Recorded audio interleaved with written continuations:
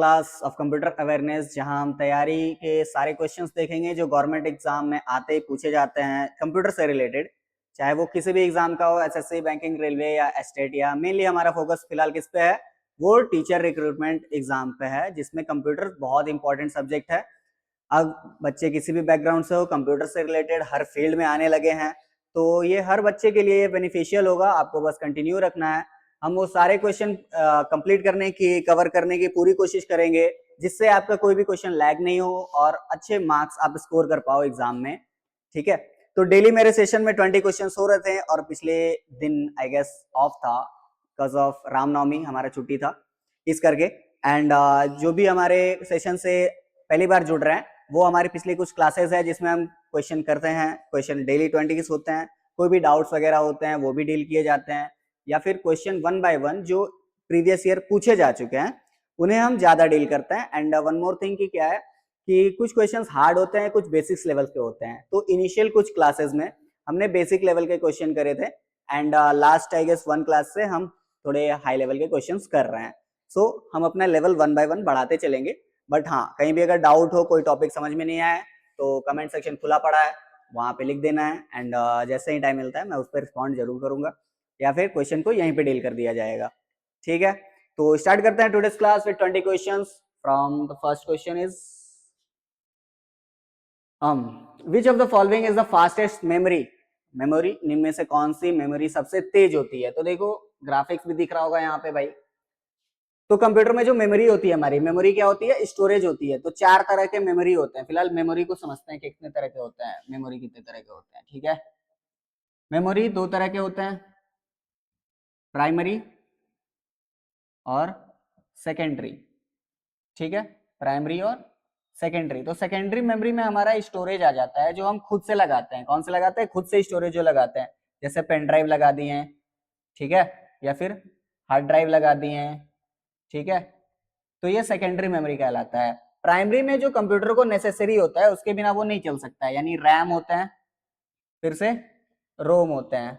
ठीक है, रैम हमारा वोलाटाइल मेमोरी होता है, रोम हमारा नॉन वोलाटाइल मेमोरी होता है। वोलाटाइल यानी क्या, लाइट ऑफ हुई तो इसके कंटेंट क्या हो जाएंगे, डिलीट हो जाएंगे, बट रोम के नहीं होते हैं। इसी में हमारा विंडोज वगैरह इंस्टॉल्ड रहता है। ठीक है, फिर चलते हैं हमारा कि देखते हैं कि क्या रोम के अंदर भी हमारा कैशे मेमोरी होता है। कौन सा मेमोरी होता है? Cache memory. ठीक है, जो सीपीयू के सबसे नजदीक होता है। ठीक है, देखो, मेन मेमोरी के सबसे नजदीक और सीपीयू के सबसे नजदीक कौन होता है? दोनों के बीच में कैश मेमोरी होती है। ठीक है, मेन से फास्ट होगी कैश मेमोरी, सीपीयू से थोड़ी सी स्लो होगी, थोड़ी सी स्लो होगी। तो क्या है, सीपीयू के पास बहुत जल्दी जल्दी एग्जीक्यूट करता है प्रोग्राम को, क्या करेगा, बहुत जल्दी जल्दी वो काम करता है। उसके लिए ये काम थोड़ा स्लो हो जाता है। तो बीच में एक लेबर लगा दिया फास्ट काम करने के लिए कि तुम इसको दो और फिर ये इसको देगा। ठीक है, तो इसलिए सीपीयू कैश मेमोरी क्या है, मेरा फास्टेस्ट है। ठीक, लेकिन किससे फास्टेस्ट है?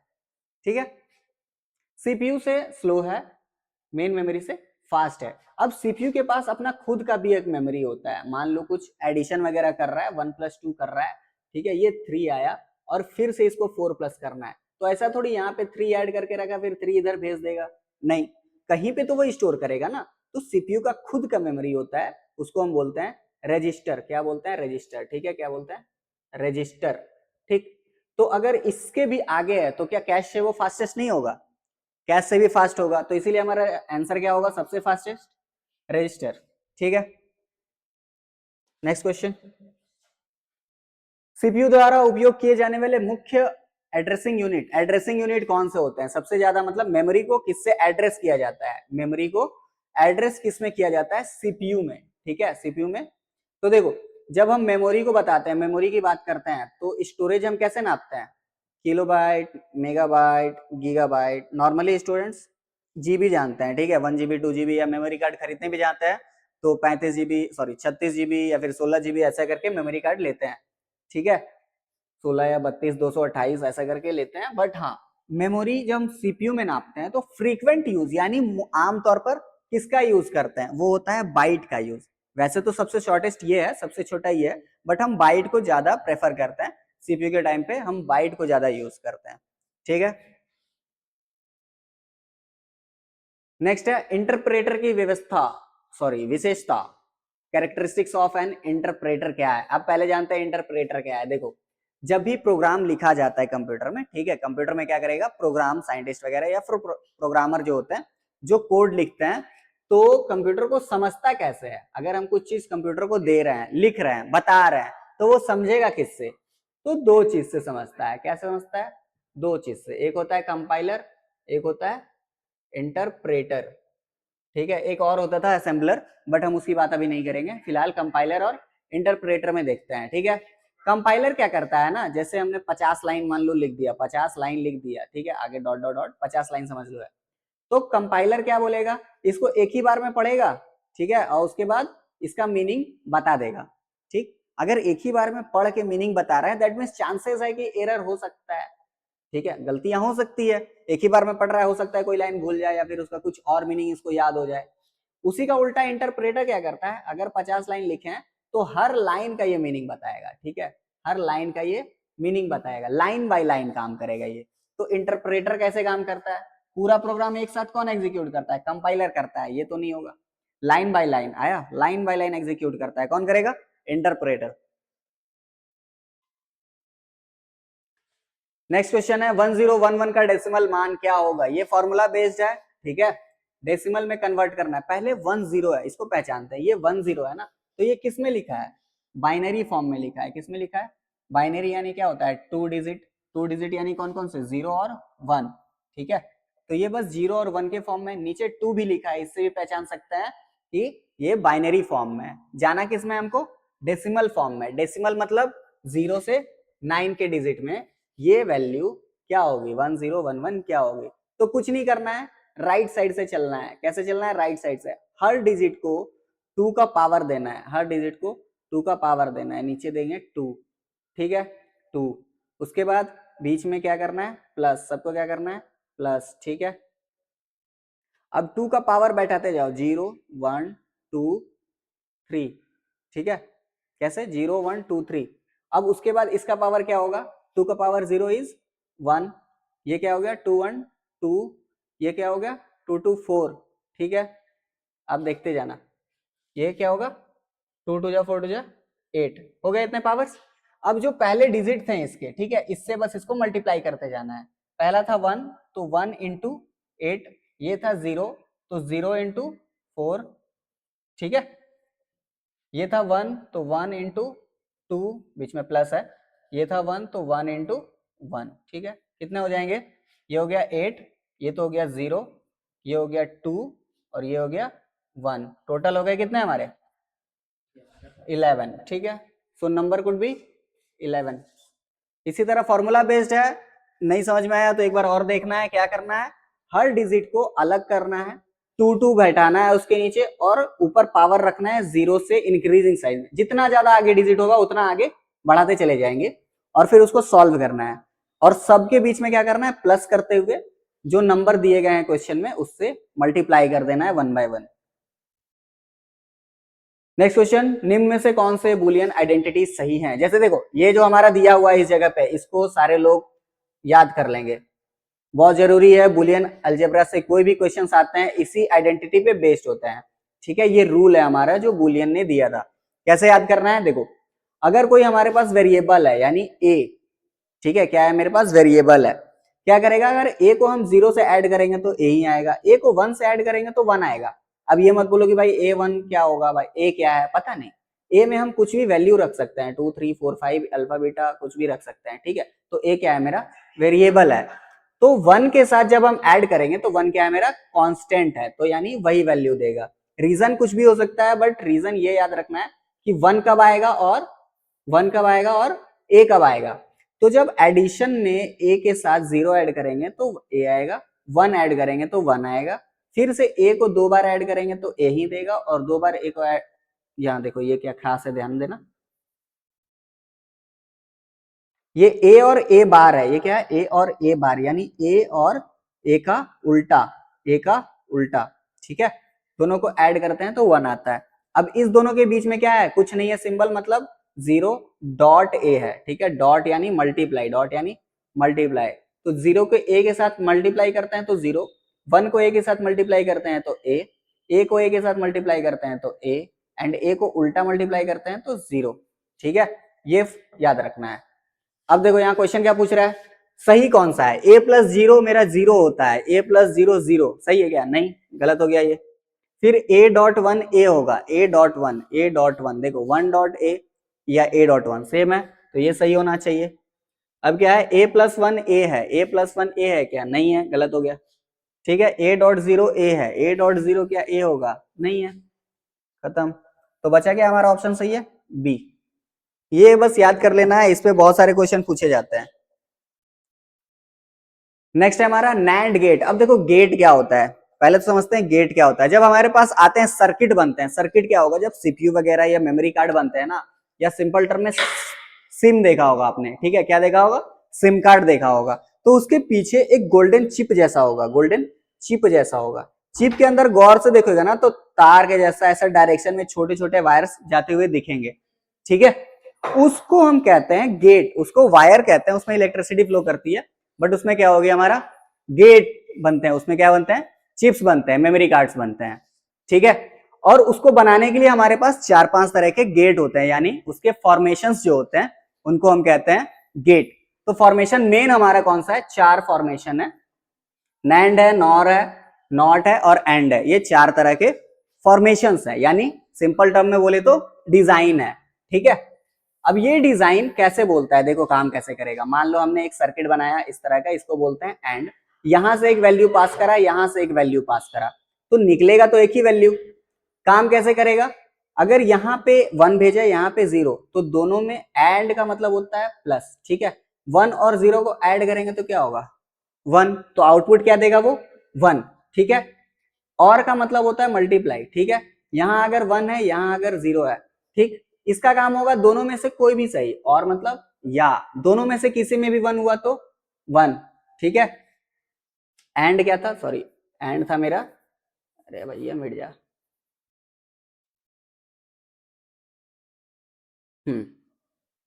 एंड क्या होगा, मल्टीप्लाई, तो 1 0 सॉरी 0 होगा ये आउटपुट, ठीक है। ये एक ट्रूथ टेबल बनेगा हर किसी का, हर लॉजिक गेट का एक ट्रूथ टेबल बनता है, इसको लॉजिक गेट बोलते हैं। एंड और नॉट नैंड और भी होता है, जॉर होता है, ठीक है, और एक नैंड बोला है उधर, वो भी होते हैं, नॉर भी होते हैं, ठीक है। तो हमें फिलहाल काम करना है नैंड पे, ठीक। तो नैंड से कहा जाता है नैंड, ये याद रखना है, नैंड और नॉर इस दोनों को यूनिवर्सल गेट बोलते हैं। कौन से गेट बोलते हैं, यूनिवर्सल गेट बोलते हैं, जिनसे सारे गेट्स बन सकते हैं, सारे डिजाइन बन सकते हैं, तो इन दोनों को यूनिवर्सल गेट बोलते हैं। अब ऑप्शन में मेरे पास क्या है, यूनिवर्सल फॉर्म नैंड को माना जाता है, ठीक है, किसके लिए, एंड बन सकता है, और बन सकता है, नॉट बन सकता है, ऑल लॉजिक गेट्स भी बन सकता है, अभी बोला है सारे लॉजिक गेट्स बन सकते हैं इससे।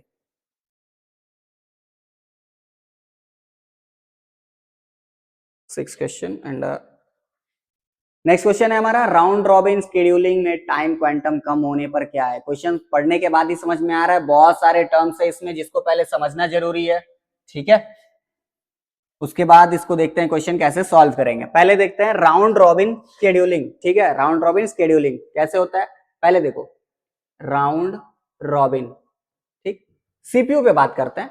सीपीयू क्या है हमारा, मेमोरी है, सीपीयू क्या है, मेमोरी है। अगर इसको हम एक बार में 10 काम दे दिए, कितने काम दे दिए, 10 काम दे दिए, ठीक है, तो ये क्या करेगा, अपना टाइम बांटेगा ना, ये 10 में, ये क्या करेगा, 10 में टाइम बांटेगा। अब टाइम कैसे बांट सकता है, हो सकता है पहला काम को पूरा टाइम दे, फिर वो खत्म हो तो दूसरे को टाइम देगा, फिर वो खत्म हो तो तीसरे को टाइम देगा, तो ऐसे में बाद वाले को वेट बहुत करना पड़ेगा ना, तो मेरा टाइम स्लो, सिस्टम स्लो, तो ऐसा सीपीयू तो किसी काम का नहीं है।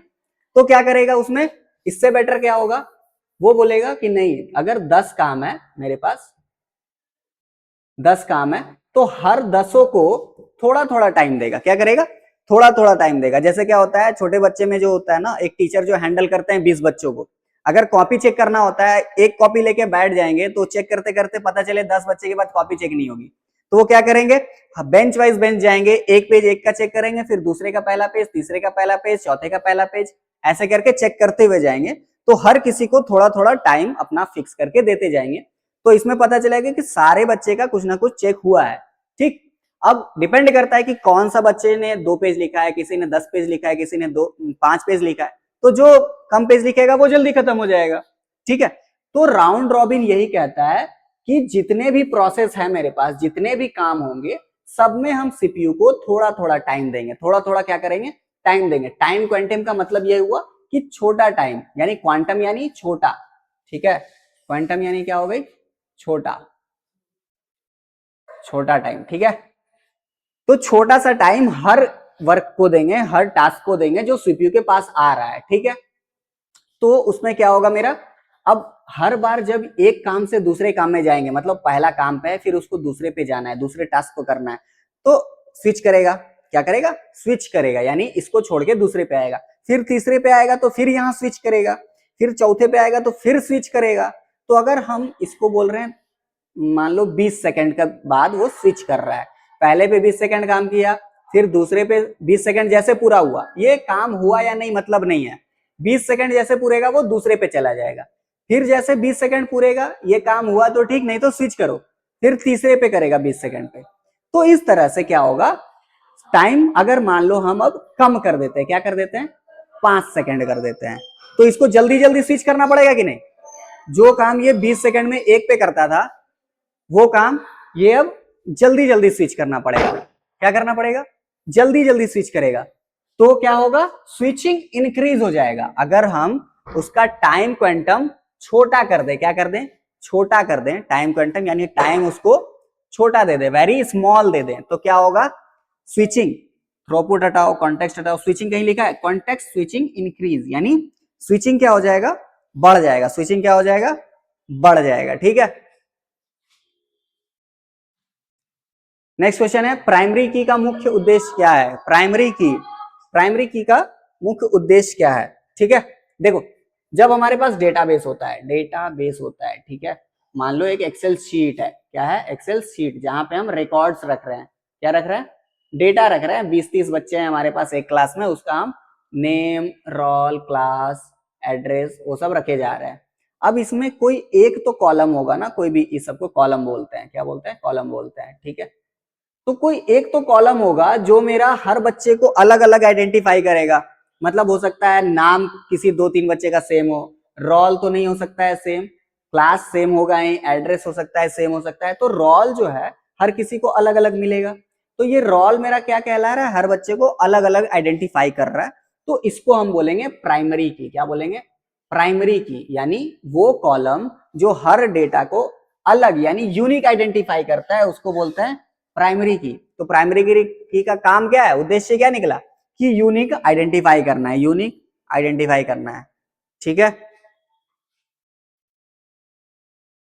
नेक्स्ट क्वेश्चन पे आते हैं, ओएसआई मॉडल। ये क्वेश्चन पिछले क्लास में आई गेस डिस्कस हुआ था, कराया नहीं गया, बट हाँ डिस्कशन चली थी, ओएसआई मॉडल क्या होता है। ओएसआई मॉडल फिर से एक रिकैप कर देते हैं, क्या होता है, जब भी कोई फाइल एक कंप्यूटर से दूसरे कंप्यूटर में ट्रांसफर होती है ना, तो उसे छोटे छोटे बल्क में यानी छोटे छोटे पैकेट्स में तोड़ते हैं, क्या करते हैं, छोटे छोटे पैकेट्स में तोड़ते हैं। तो तोड़ेंगे तो ऐसा तो ये नहीं, मतलब मान लो एक वेब पेज है, क्या है, वेब पेज है, सिंपल समझ लो ना, तुम्हारा इंस्टाग्राम का खुला हुआ है फर्स्ट पेज, इंस्टा का फर्स्ट पेज खुला है, फ्रंट पेज तुम्हारा प्रोफाइल खुला हुआ है। अगर किसी दूसरे को शेयर करते हैं तो कैसे करेंगे, शेयर का ऑप्शन होता है, शेयर कर दी, लेकिन बैक में क्या काम चल रहा है वो कैसे पता, वो क्या करेगा, अगर मान लो ग्राफिक्स को अलग कर दिया, क्या कर दिया, ग्राफिक्स हटा दिया, ठीक है, फिर टेक्स्ट को अलग कर दिया कि टेक्स्ट अलग से है, उसके ऊपर ग्राफिक्स अलग से हैं, फिर से पोस्ट कुछ करा होगा तुमने, पोस्ट को अलग कर दिया, फिर खुद का एक रूल भी तो होता है सिस्टम का कि डिजाइन कैसे होगा, तो चलो यूआई डिजाइन वगैरह या फिर कोड अलग कर दिया, ठीक है। अब इन लोग को भेजेगा कैसे, हो सकता है भेजने टाइम ग्राफिक पहले चला जाए, टेक्स्ट बाद में जाए, तो अरेंज करने में दिक्कत होगी, स्लो हो जाएगा सिस्टम, तो 1 बाय 1 इसको भेजा जाता है, वो भी लाइन से। तो इनके लेयर्स होते हैं, कैसे भेजता है, इन 7 लेयर के फॉर्म में ये भेजता है, ठीक है, physical, data link, network, transport, session, presentation and application layer. इस भी ओएसआई मॉडल से भी बहुत सारे क्वेश्चन बनते हैं, तो ये एक शॉर्ट समरी है सारे लेयर्स का, इसको लिख लेना है, ड्रॉ कर लेना है, बना लेना है, याद कर लेना है अच्छे से, ठीक है। तो मेरा क्या हुआ, ओएसआई मॉडल में कितने लेयर होते हैं, देखो 7 लेयर्स होते हैं, भूलना नहीं है, ठीक है। नेक्स्ट क्वेश्चन आता है, IPv4 एड्रेस में कितने बिट्स होते हैं, IPv4 एड्रेस में कितने बिट्स होते हैं, ठीक है। देखो, तो पहली बार बताया था कि इसमें 4-4 के पेयरिंग होते हैं, कितने पेयरिंग होते हैं, 4-4 के पेयरिंग होते हैं, ठीक है। तो कितने फिलहाल के लिए इतना ध्यान देना कि टोटल कितने होंगे इसके 32 बिट। कुछ क्वेश्चंस याद करने के तौर पे है 32 बिट। IPv4 में कितने बिट्स होते हैं एड्रेस के 32 बिट्स।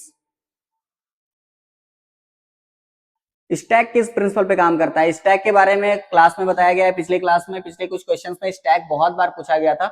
स्टैक क्या था मेरा? 1 बाय 1। देखो जैसे एक के ऊपर एक रखा हुआ है, ठीक है, तो इसको बोलेंगे स्टैक। एक के ऊपर एक रखा हुआ है, इसको बोलेंगे स्टैक। अगर हमको इसको निकालना है तो डायरेक्ट तो नहीं निकलेगा, पहले ये निकलेगा, फिर ये निकलेगा, फिर ये निकलेगा, तब ये निकलेगा। अगर सजाना था, स्टार्टिंग में कोई सजा रहा होगा तो पहले तो इसको लगाया, उसके ऊपर इसको रखा, उसके ऊपर इसको रखा, उसके ऊपर इसको रखा, तो ये क्या था? First in. ये क्या था? फर्स्ट इन, ठीक है। लेकिन निकला कब? लास्ट में। कब निकला? लास्ट में निकला, ठीक है। यानी जो सबसे लास्ट में, ये लास्ट में आया था, लास्ट इन हुआ था, और निकल कब रहा है? सबसे पहले निकल रहा है, फर्स्ट आउट, ठीक। तो क्या होगा? Last in first out. किस प्रिंसिपल पे काम किया? लीफो पे, ठीक है। क्यू हमारा फीफो पे काम करता है, स्टैक हमारा लीफो पे काम करता है। नेक्स्ट क्वेश्चन है when does time complexity become big O N square? इसको कैसे पढ़ते हैं? बिग ओ एन स्क्वायर तो है ही, ठीक है, बिग ओ एन स्क्वायर। तो क्वेश्चन ये पिछली बार में आया हुआ था कि बिग ओ एन स्क्वायर क्या होती है, याद कर लेना है कुछ क्वेश्चंस, ठीक है। अगर इसको समझने जाएंगे तो बहुत ज्यादा डिटेल में जाना पड़ेगा, बट हमें क्वेश्चन अटेम्प्ट करना है। कुछ क्वेश्चंस अगर शॉर्ट ट्रिक से याद हो जाते हैं तो बेटर है, क्योंकि हमें क्या है, एग्जाम निकालना है। एग्जाम निकालने के लिए क्या होता है, क्वेश्चन को डिटेल में अगर पढ़ोगे, अब ज्यादा टाइम नहीं है कि आप पूरे उसको डिटेल में पढ़ो, ठीक है। क्वेश्चन को अच्छे से समझना है। अगर क्वेश्चन याद हो जाते हैं बेटर है, नहीं होता है तो समझना है शॉर्ट डिटेल में, जितने शॉर्ट में उसको समझा जा सकता है। स्टडी करने जाओगे तो 1-2 दिन इसके लग जाएंगे केवल कॉम्प्लेक्सिटी समझाने में, प्लस एग्जाम अभी नजदीक आ रहा है, तो बेटर है आप इसको शॉर्ट टर्म में समझो। किसमें समझो? शॉर्ट टर्म में समझो आराम से, ठीक है। कि होता क्या है, सिंपल टर्म में बोला जाए तो टाइम कॉम्प्लेक्सिटी क्या होती है, जो भी प्रोसेस होते हैं, जो भी क्या होते हैं प्रोसेस, यानी क्या हो गया, प्रोग्राम हमारा सीपीयू अगर कुछ काम कर रहा है तो उस काम करने में कितना टाइम लगेगा, ठीक है। अगर बोला जाए, मान लो तुम 5 तल्ले पे रहते हो, यानी 5th फ्लोर पे रह रहे हो, तुम्हारा घर है 5th फ्लोर पे है, ठीक है। तो 2 प्रोसेस है ना, या तो लिफ्ट से जाओ या तो सीढ़ी से जाओ, ठीक है। अगर लिफ्ट से जाओगे तो फास्ट काम होगा तुरंत, सीढ़ी से जाओगे तो स्लो काम होगा। हो सकता है लिफ्ट से जा रहे हो, लाइट कट गया, टाइम इंक्रीज हो गया। स्टेयर से जा रहे हो, ठीक है, इसके मुकाबले उस वक्त तो फास्टेस्ट ये होगा ना।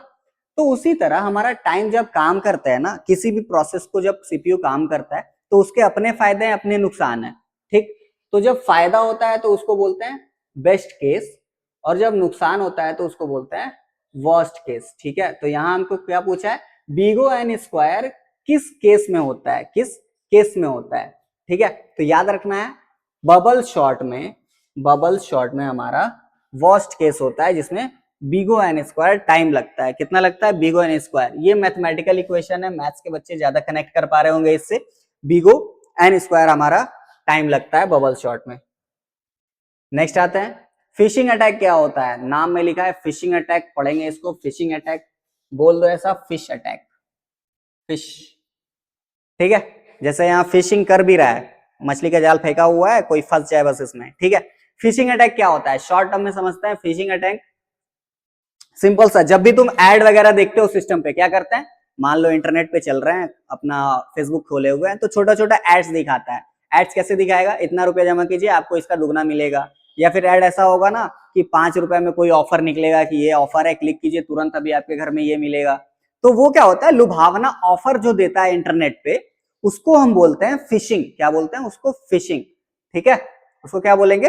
फिशिंग। तो वैसे अटैक जो होते हैं हमारे, मेनली हमें क्या मिलता है, ईमेल्स पे मिलता है। जब ईमेल किसी का खोलोगे ना, और इस फोल्डर में देखना, स्पैम फोल्डर में। कौन से फोल्डर में? स्पैम फोल्डर में। तो फिशिंग मेनली हमारा ईमेल के स्पैम फोल्डर में होता है। बहुत सारे ईमेल्स भेज देगा, 50-60, ठीक है, जिसमें सारे में केवल ऑफर होंगे कि 20 रुपए में आईफोन मिल रहा है, ठीक है, आपके अकाउंट में 50,000 जमा हो गए, इसको क्लिक करें, फॉर्म भरे, ऐसा करके बहुत सारा ईमेल मिलेगा। उसको बोलते हैं क्या, हमारा ईमेल पे फिशिंग कर रहा है। किसी पे भी क्लिक करोगे सीधा तुम्हारा बैलेंस चला जाएगा, यानी पैसे चोरी हो जाएंगे, या डेटा जो भी है वो स्टील कर लेगा, यानी चुरा लेगा। तो फिशिंग अटैक क्या होता है, फेक ईमेल्स होते हैं, ठीक है। Next question. हाँ, अब ये है, कोई लोग लास्ट पढ़ देंगे लेकिन लास्ट नहीं है, ये IAAS है। क्या है? IAAS, ठीक है। IAAS, अब पहले देखते हैं कि होता क्या क्या है IAAS। देखो, जब हम कंप्यूटर में सॉफ्टवेयर बनाते हैं, क्या करते हैं? सॉफ्टवेयर बनाते हैं। मान लो कोई कॉलेज स्टूडेंट है, क्या है? कॉलेज स्टूडेंट, उसको कोई कॉलेज का प्रोजेक्ट मिला कि एक वेब पेज बनाओ या फिर छोटा सा गेम बनाओ जो काम कर रहा हो, ठीक है। तो जब वो गेम बनाएगा तो उसके पास एक कंप्यूटर होगा, उसी में उसका डिजाइन भी होगा, इसी में क्या होगा? इसका डिजाइन होगा, ठीक है। उसी में उसका क्या होगा? सर्वर भी होगा। क्या होगा? सर्वर भी होगा, यानी जो भी प्लेयर उसको गेम को खेलेंगे उसी में उसका डेटा सेव होगा, ठीक, कहीं और तो नहीं करेगा, तो उसमें सर्वर होगा। और उसी में क्या होगा? उसका एप्लीकेशन भी होगा। क्या होगा? एप्लीकेशन, जो कि रन कर रहा होगा। आइकन इसी में बनाएगा ना वो, जिसको डबल टैप किया तो फिर ओपन हो जाएगा गेम। तो ऐसा डिजाइन जिसमें एक ही में आ रहा है, ठीक है। क्या हो रहा है? एक ही में आ रहा है। किसी किसी में क्या करेगा? कोई कोई बच्चा ज्यादा रईस होगा तो क्या करेगा? ऑनलाइन सर्वर खरीदता है, यानी क्या करता है? क्लाउड सर्विस खरीदेगा। क्लाउड सर्विस कैसे? ऑनलाइन डेटा स्टोर कर देगा, ठीक, क्लाउड पे, तो यानी सर्वर उसका क्लाउड पे हो गया। तो ये तो अलग हो गया, सर्वर अलग हो गया, ठीक। तो पहला एप्लीकेशन उसी तरह डिजाइन होते हैं, कभी तीनों को साथ रखते हैं, कभी दो को साथ, कभी एक को, ठीक है। तो देखो, ऐसा ही तुम्हारा क्या होगा? अलग अलग तीन डिजाइन है हमारे यहाँ पे, 1 2 एंड 3। पहले में एप्लीकेशन है, केवल एप्लीकेशन, और मिडिलवेयर अलग है। सर्वर मेरा क्या है? दूसरे पे। सर्वर क्या है? दूसरे जगह पे है, जहां मेरे पास केवल एप्लीकेशन है और मिडिलवेयर है। मिडिलवेयर समझ लो क्या होगा तुम्हारा? सॉफ्टवेयर है जो चलाने में हेल्प कर रहा है, ठीक है। अब सर्वर क्या है? दूसरे जगह पे है, तो उसको बोलते हैं infrastructure as service. Infrastructure full form यहाँ लिखा हुआ है, इंफ्रास्ट्रक्चर एज अ सर्विस। वैसे इसका आंसर यही है, ध्यान देते हैं पहले इधर, इंफ्रास्ट्रक्चर एज सर्विस। दूसरा में क्या होगा तुम्हारा? मिडिलवेयर भी कहीं और होगा, सर्वर भी कहीं और होगा, हम बस ऐप को यूज कर रहे होंगे। तीसरे में क्या? सब कुछ दूर होगा, हमारे पास कुछ नहीं। एग्जाम्पल देखते हैं, ठीक है। सबसे पहला एग्जाम्पल क्या होगा कि तुम्हारे में जब गूगल से गूगल प्ले स्टोर पे कोई गेम कभी कभी डाउनलोड करते हैं ना, तो वो बोलता है एक्सटर्नल कुछ और डाउनलोड करने के लिए भी उसके साथ उसका अटैचमेंट आता है, ठीक है। तो उसमें एप्लीकेशन तो हम डाउनलोड कर लिए, लेकिन बोल रहा है तुमको गूगल के साथ गूगल प्ले स्टोर पे एक और चीज डाउनलोड करना पड़ेगा जिसका अटैचमेंट होता है, यानी वो मिडिलवेयर डाउनलोड करवा रहा है, ठीक है। सर्वर तो उसके पास है ही, ठीक है, वो क्या करवा रहा है? मिडिलवेयर। तो उस ऐप को हम बोल देंगे क्या है? मेरा IAAS में आता है। फिर दूसरा है जहां हम केवल ऐप डाउनलोड करते हैं, जो सर्वर है वो भी दूर रहता है और जो बिन फाइल वगैरह है वो भी दूर रहता है, यानी तुम्हारा क्या हो जाएगा? पबजी है बेस्ट एग्जांपल। इसमें क्या है? बस ऐप डाउनलोड करते हैं और तो कुछ नहीं करते हैं। अगर खेल रहे हैं तो सर्वर पे डेटा ऑनलोड है, यानी अगर दूसरे फोन से भी लॉगिन करें तो हम खेल सकते हैं, तीसरे से भी लॉगिन करें तो खेल सकते हैं। हमको बस ऐप डाउनलोड करना पड़ता है। एक है कि जिसमें हमको कुछ डाउनलोड नहीं करना है, ऑनलाइन गेमिंग का नाम सुने हो? साइट पे सर्च करो हमको गेम खेलना है, मतलब इन सेंस गेम का नाम लिखते हैं और ऑनलाइन प्ले हो जाता है। कोई ऐप डाउनलोड नहीं करना पड़ता है, कोई सर्वर डाउनलोड नहीं करना पड़ता है, कोई फाइल वगैरह डाउनलोड नहीं करने पड़ते हैं, तो वो SaaS में आता है, SaaS में, ठीक। फिलहाल पूछ रहा है IAAS का फुल फॉर्म, यानी इंफ्रास्ट्रक्चर एज अ सर्विस, ठीक। नेक्स्ट क्वेश्चन आता है रिकर्सन क्या है? रिकर्सन क्या है? रिकर्सन यानी रिकर्सन, रिकर्सन, रिकर्सन यानी रिपीट समझ लो। रिकर्सन क्या होता है हमारा? रिपीट होता है, ठीक है।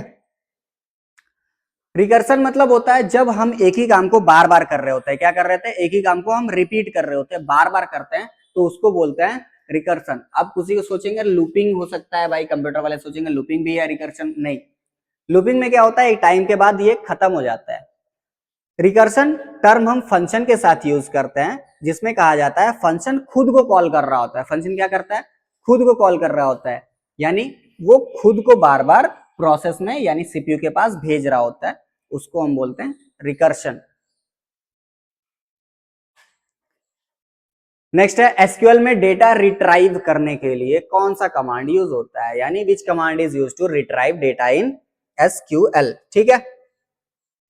हमें क्या करना है? डेटा निकालना है। मान लो डेटा मेरा सेव है, डेटा क्या है मेरा? सेव है। कहां सेव है? एसक्यूएल सर्वर में, ठीक है, यानी डेटाबेस में सेव है।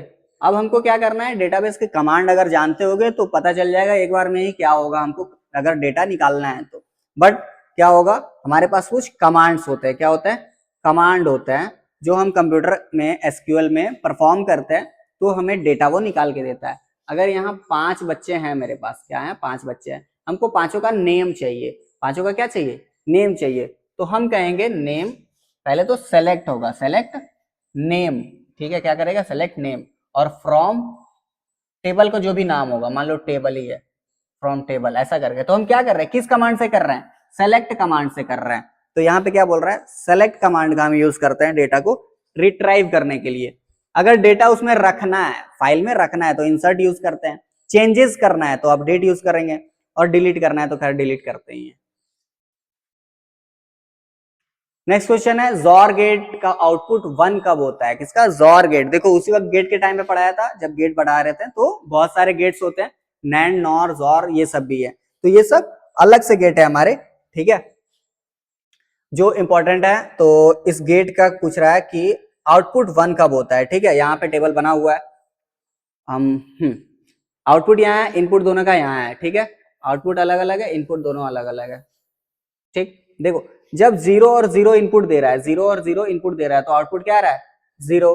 0 और 1 इनपुट दे रहा है तो 1, 1 और 0 इनपुट दिया तो 1, और 1 1 इनपुट दिया तो फिर 0, ठीक। इसको याद करना है, इसमें कुछ समझना नहीं है, क्या करना है, याद करना है। कुछ कुछ गेट्स होते हैं जिसको समझना मुश्किल होता है, जो डेटा इलेक्ट्रॉनिक्स वगैरह नहीं पढ़े होते हैं, इंजीनियरिंग बैकग्राउंड से नहीं होता है, उनके लिए समझना काफी कॉम्प्लेक्स होता है। तो हम क्या करेंगे, इसको टेबल को याद कर लेंगे। शॉर्ट ट्रिक क्या है, देखो जब इनपुट अपोजिट है, क्या है, अपोजिट है, अपोजिट है, ठीक है, यानी उल्टा जब दे रहा है, यानी 0 और 1 उल्टा हुआ, 1 और 0 क्या हुआ, उल्टा हुआ। देखो ये दोनों सेम दिया तो 0 आया, सेम दिया तो 0 आ रहा है, लेकिन जब उल्टा दे रहा है तो 1 आ रहा है। तो हमको पूछा क्या है, जॉर में 1 कब आता है, जब इनपुट अलग अलग होगा, इनपुट क्या होगा, अलग होगा, ठीक। नेक्स्ट क्वेश्चन है, file extension of dot .exe। Dot .exe file किसके लिए यूज होता है, डॉट .exe फाइल कभी भी कोई ऐप वगैरह डाउनलोड करोगे थर्ड पार्टी से, ठीक है, जब बीच में बैन हुआ था ऐप, पबजी वगैरह बैन हुआ था, तो लोग थर्ड पार्टी से डाउनलोड कर रहे थे, और डाउनलोड करने पे क्या होता है, एग्जीक्यूटेबल फाइल, क्या होता है, एग्जीक्यूटेबल फाइल हमारा डाउनलोड होता है। तो डॉट .exe किसके लिए होता है, ऐप के लिए नॉर्मली होता है एग्जीक्यूटेबल फाइल। कभी भी कोई मूवीज वगैरह डाउनलोड करो या सॉन्ग डाउनलोड करो इंटरनेट से, कहीं फाइल डाउनलोड हो रहा है और दिख रहा है लास्ट में ये डॉट .exe, सीधा कैंसिल करना, मत डाउनलोड करना, ठीक है, क्योंकि उसमें तुम्हारा डेटा हैम्पर भी हो सकता है, चुरा सकता है, कोई वायरस डाउनलोड हो सकता है, क्योंकि तुम्हें पता है ना कि तुम सॉन्ग डाउनलोड कर रहे हो या मूवी डाउनलोड कर रहे हो, ठीक है, ऐप तो डाउनलोड कर नहीं रहे, तो डॉट .exe फाइल नॉर्मली नहीं डाउनलोड करना चाहिए, ठीक है। नेक्स्ट क्वेश्चन आता है, मशीन लर्निंग किसका सबसेट है, मशीन लर्निंग किसका सब्जेक्ट, सबसेट है, सब्जेक्ट नहीं है, सबसेट है। सबसेट यानी क्या होता है, किसके अंडर आता है, किसके अंडर आता है, ठीक है। तो मशीन लर्निंग क्या होता है, मशीन लर्निंग का मतलब हुआ मशीन के बारे में पढ़ना नहीं, मशीन को पढ़ाना होता है। मशीन लर्निंग क्या होगा, मशीन को पढ़ाते हुए मशीन को पढ़ाना, यानी हम मशीन को सिखाएंगे कि कैसे पढ़ना है, कैसे जानना है, कैसे चलना है, वो हुआ मशीन लर्निंग, ठीक है, इसमें हम वो सीखते हैं। तो वो किसका सबसेट है, एआई का नाम सुना होगा, अभी बहुत चल रहा है एआई। एआई यानी क्या है, एआई में हम कंप्यूटर को सिखा रहे होते हैं ना, हम कुछ भी लिखते हैं, 5 दिन बाद पूछेंगे उससे, वो बता देगा। उसको कैसे, उसको तो हम अपने बारे में बताएं ना, मतलब हम उसको सिखाएं पहले, तब उससे पूछ रहे तो वो बता रहा है। तो उसी तरह मशीन लर्निंग किसके अंदर आएगा, आर्टिफिशियल इंटेलिजेंस के अंदर। जब तक हम सिखाएंगे नहीं तब तक एआई बनेगा नहीं। बच्चे को हम चलने सिखाएंगे नहीं, बोलेंगे चलो, नहीं चल पाएगा। नेक्स्ट क्वेश्चन है, वर्चुअल मेमोरी का यूज क्यों किया जाता है, वर्चुअल मेमोरी का यूज, वर्चुअल मेमोरी किसको बोलते हैं, देखो जब मेरा सीपीयू, या छोड़ दो सीपीयू नहीं, अभी बहुत सारे फोन में ये आ रहा होगा कि किसी में रैम जो होता है, एक्सटेंडेड रैम लिखा होता है, क्या लिखा था, एक्सटेंडेड रैम, ठीक है। क्या होगा इसका मीनिंग, कि बोलेगा 4 GB आपके फोन में स्टोरेज है, लेकिन आप एक्सटेंड कर सकते हो। आपके हार्ड डिस्क में कितना है, हार्ड डिस्क में 128 GB है मान लो, ठीक है, 128 का फोन दिया है, बोल रहा है कि 4 GB स्टोरेज है, लेकिन आप एक्सटेंड करके 4+4 कर सकते हो। इसका मतलब ये 4 GB कहां से आएगा, ये 4 GB ये इससे लेगा, जिसको हम बोलते हैं वर्चुअल मेमोरी। क्या बोलते हैं, वर्चुअल मेमोरी। यानी जब मेरा सीपीयू पे लोड बढ़ेगा, जब बहुत ज्यादा प्रोसेस हो जाएंगे, तो इससे ये क्या करेगा, मेमोरी उधार लेगा, इसके पास काम करेगा और फिर इसको दे देगा।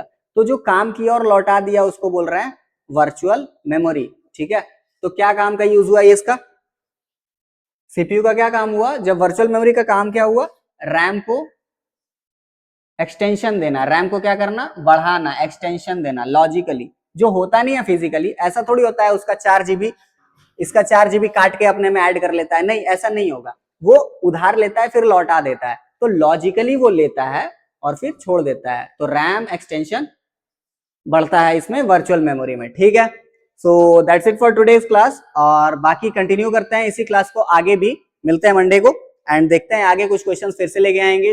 तब तक के लिए जो भी क्वेश्चन कराए गए हैं उनको फिर से देखना है, कुछ डाउट्स वगैरह है नहीं समझ में आ रहा है रिपीट देखना है, उसके बाद भी अगर आ रहा है तो रिपीट नहीं देखना है, पूछना है। ठीक है, फिर से समझाया जाएगा उस क्वेश्चन को। और हाँ, एग्जाम में बहुत सारे क्वेश्चन रिपीट भी होते हैं, तो मे भी अगर क्वेश्चन दोबारा आता है तो फिर से उसको डील करेंगे। आपको बस बने रहना है, कंटिन्यू रखना है। कंप्यूटर में दोबारा अलग से क्लास करने या सेल्फ स्टडी करने की भी जरूरत नहीं पड़ेगी, बस क्वेश्चन कंटिन्यू करते रहना है। Okay, that's it for today class, thank you guys.